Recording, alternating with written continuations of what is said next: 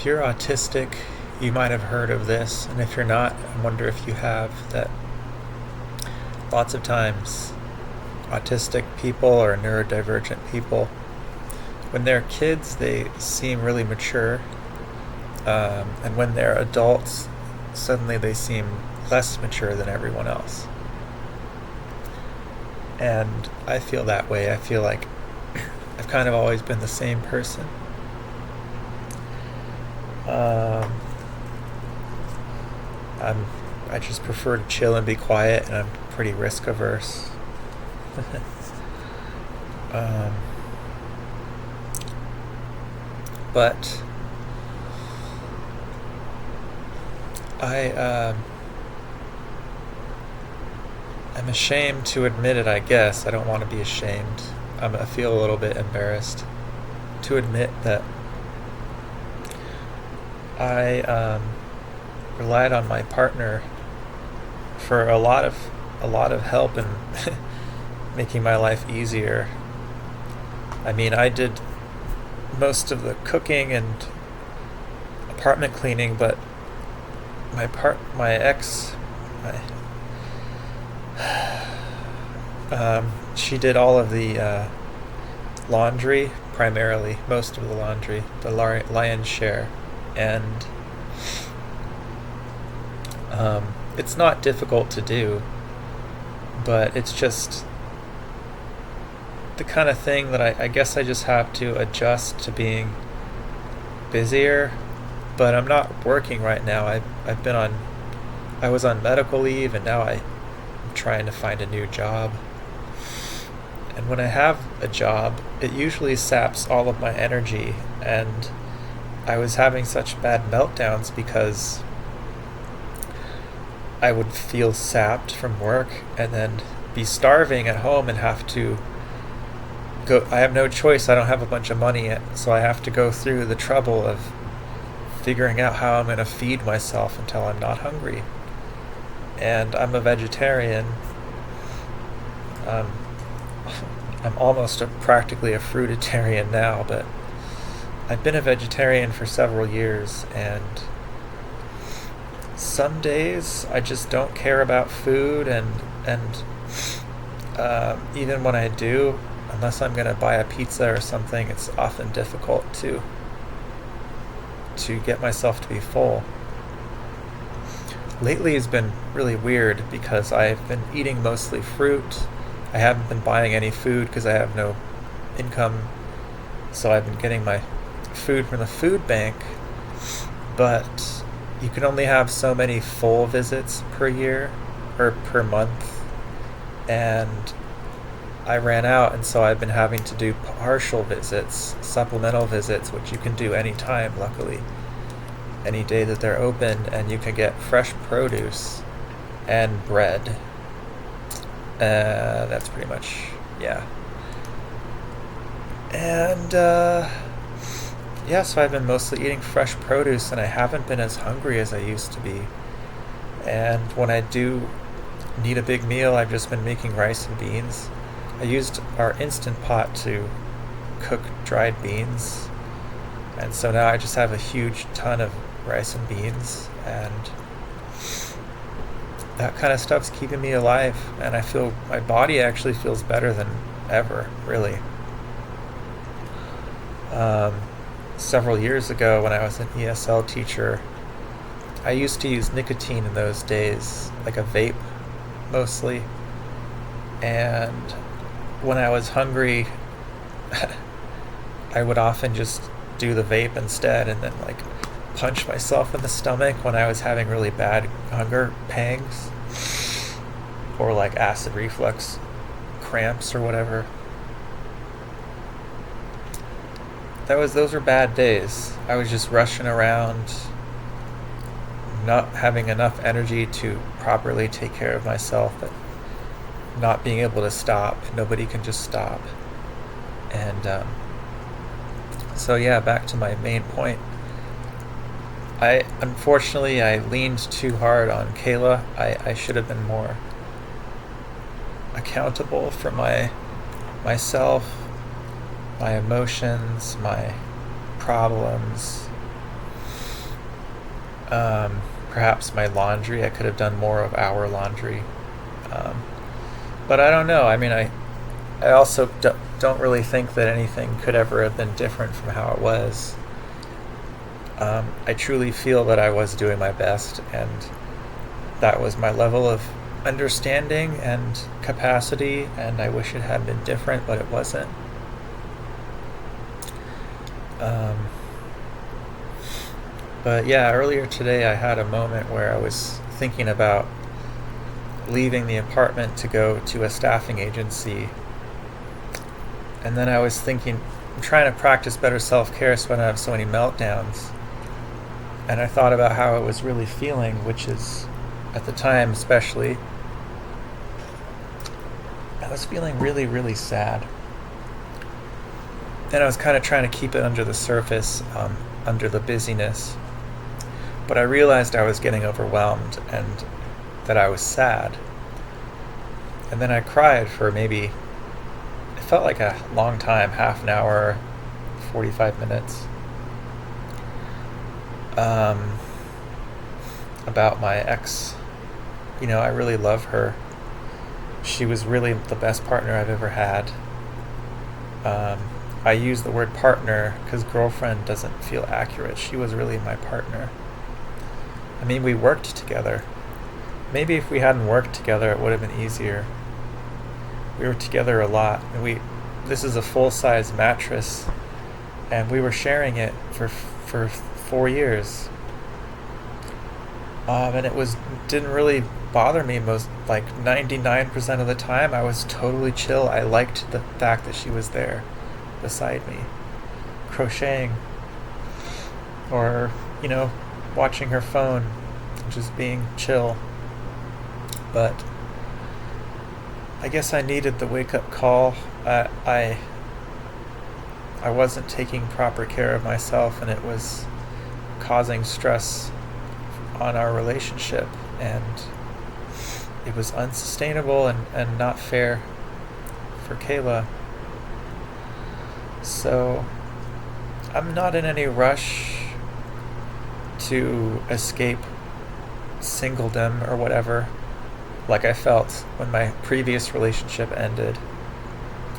I felt really scared because I was living with people that I didn't trust or feel understood by, and I was unconsciously autistic and like trying to avoid meltdowns. And even though that relationship was problematic for me and not at all like this one, it still was not bad. It was a really good person, and I was scared to be without somebody who understands me. Even though she actually didn't understand me as well as she thought she did, and that was very frustrating. My current ex, my most recent ex, understands me very well. Every time that she's come over since we've split up to do stuff here around the apartment building, every time I say how I feel, she says, "Yeah, I knew you would say that." That's what I thought you would say. She knows me, she understands me very well, better than almost anyone. I mean, my adoptive father understands me very well. I'm very fortunate. But I almost think that my ex understands me a little bit more.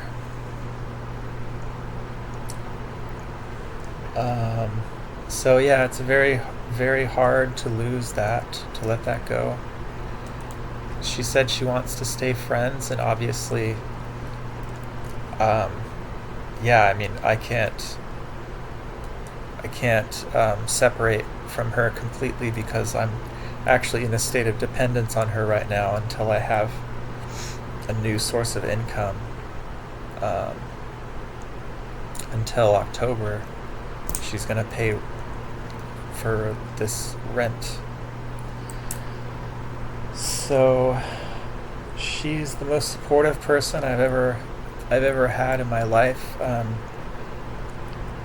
pretty much all of the clothes that I have, except for like one or two things. Um, I can really only see one shirt that I know I had before I was in a relationship with her. She finds me all these clothes when she's out at thrifting and stuff, and yeah, I used to have kind of a crappy wardrobe, but I just didn't care because I wasn't going to waste my money on new clothes. And she found me all these great used clothes that actually suit me and fit and stuff. And right before we separated, she had just bought me a Snuggie, which is funny, but I actually need one in the mornings because I have such a bad problem with my stomach that I can't have any cloth like sitting on my stomach, so I usually make like a tent, and it's easier with a Snuggie because I can put my arms through the armholes. It's a little bit easier than with my blanket, and that was very thoughtful. No one was ever that thoughtful. It's not to say I haven't had really kind and thoughtful people in my life. My best friend was very giving back in California, and I'm grateful for all the things that he helped me with. But no, I mean, I told her yesterday that she's really gone above and beyond as my friend, and I'll always be grateful. Yeah. I mean, if it wasn't for her, and actually her twin has helped us a lot financially to be able to afford our cat, Doug. And we actually have a corn snake, Lucy. I think we afforded that on our own, but we needed help with Doug for the vet bills and stuff like that. And so I don't want to just, write off my support network. I have given a lot, literal things as well, that would be weird if I just wrote them off and made them deal with all of the stuff. I gave one of their roommates needed a car, and I gave her my car because it was inconvenient for me at the time, and my work was so nearby. And then she got a new car and didn't need the one that I gave her, but I didn't want it back. I didn't want to pay for the bills every month. So it's still at their house, and all the stuff that was in my trunk is in their basement. All the camping gear that I had. And I'm not sure if that car even really runs well anymore. It's a 1998. But yeah, in the past, when I exit a relationship, I just make a clean break. But in this case, it doesn't really make sense. I mean, they also have these two dogs that I really love, and have a really strong bond with one of them in particular. And it would be sad to never see them again. And yeah, I don't know. I was at their wedding. My ex's twin and their partner. My ex and I were their witnesses. Yeah, I just really thought that we would have a lot more time together. I took it for granted.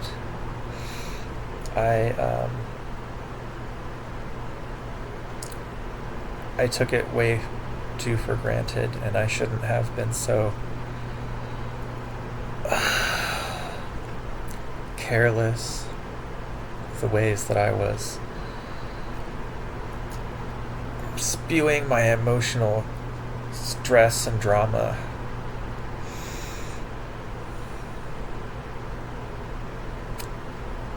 So, anyway, after I had my cry today, I went upstairs into our building's laundry room, and I I swept and wiped down the machines because that's what my partner was doing as the building cleaning person. And basically, as long as our landlord doesn't say no, she's giving that job to me. So you see what I mean. I am very dependent on her. Unfortunately, I never ever wanted to be in a state of dependence ever since I left home at 18, even though I was in a state of mild dependence.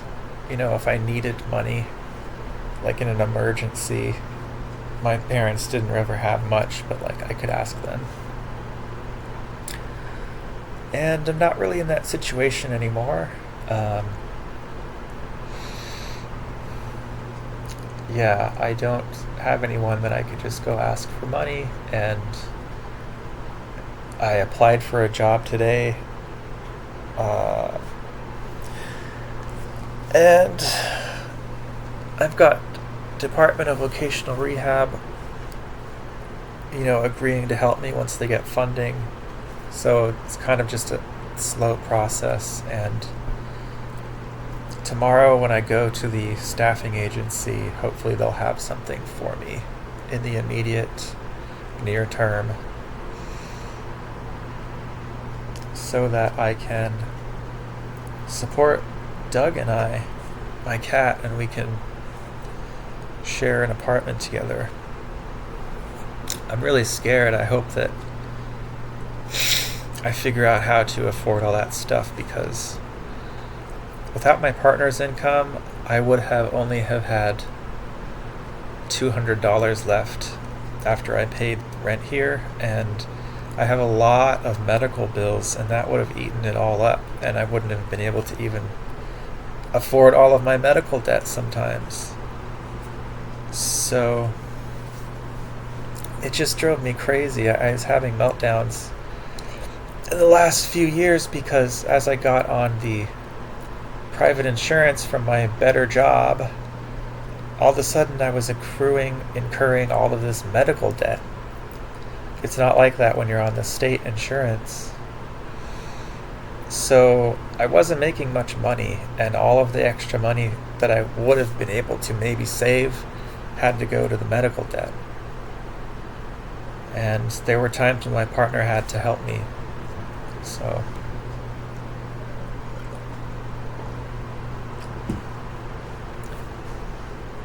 I applied for the crisis counseling job yesterday. I applied for just a cashier job today.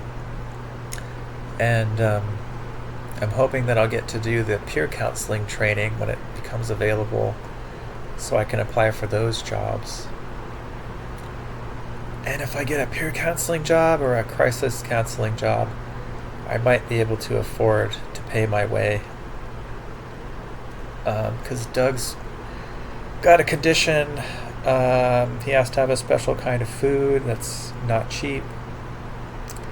Otherwise, he'll accumulate these crystals in his bladder. And when he was a kitten, when we got him, he was peeing blood sometimes, and we found out that he had to have a special food that prevented bladder crystals from forming because he's got such a narrow urethra. So yeah, I don't know. It's kind of scary. I don't have any big plans to make big money, and I'm not expecting any magic. I would love to. I'm sometimes advised to by certain spiritual YouTubers, but I've actually spent a lot of my time trying to delude myself into thinking that I was going to randomly happen upon money. And I guess in a way, I did get lucky this month because I can't afford the nose surgery that I kind of need. Like right now, I can't really breathe through my nose because there's so much material up there that it just is clogged just from the material, not from mucus, and it's very annoying. sometimes it makes me have a meltdown, but it's not a life or death situation. So the surgery scheduler told me that I should cancel, because if I do the surgery, I'm going to get an anesthesia bill that'll be a few $100s at least. So by getting the money back that I had put in every month for the past 6 months to pay for this surgery, that's kind of like a little insurance policy I luckily made for myself, because I would have spent that money if I had had it. I was giving them $150 every month for 6 months, and I owe them $75 for an appointment, a consultation appointment. But other than that, I'm going to get back, like something like 6 months of those payments. And boy, do I need it right now. Wow, I've never needed it so bad.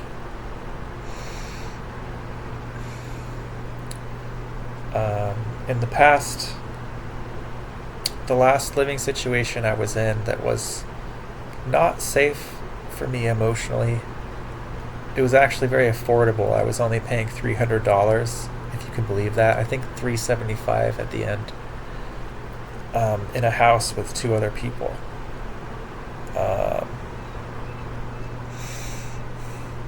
And I guess I could start looking at roommate situations. But I'd really like to stay in this building if possible. And if I can afford to have a studio with my cat, I think I'll have a really good life. Or I potentially could if I have a job that I like. So I kind of feel like I'm on the moon and I'm talking to a computer, because nobody's going to come rescue me off the moon. If you've ever seen there's actually a movie called Moon. And I'm just talking to nobody right now, but it's helpful for me. And maybe someday somebody will be helped by whatever I'm saying here. So yeah, I hope you're having a good day. And I'll see you in the next one. Bye.